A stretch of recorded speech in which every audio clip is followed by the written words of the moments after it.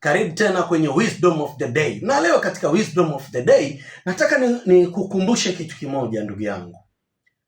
Fanya mambo yako yote, lakini usisahau kupata muda wa kusali.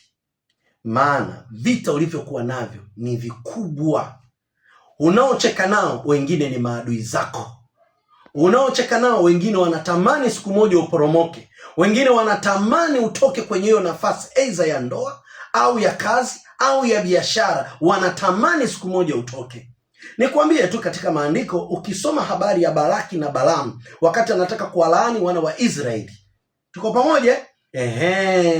Balaki alienda kwa Balaam ili awalaani wana wa Israeli, ili aweze kuwapiga wana wa Israeli. Vivyo hivyo na kwako pia kuna watu wanapambana na wewe ili waweze kukupiga. Ndugu yangu, kuwa makini. Fanya yote, usiache kumuomba Mungu. Na vita vya kwako ni vikubwa. Sema hawakuonyeshi kwenye ulimwengu wa mwili, wanakupiga kwenye ulimwengu wa roho. Nikutakia siku njema. Bye bye.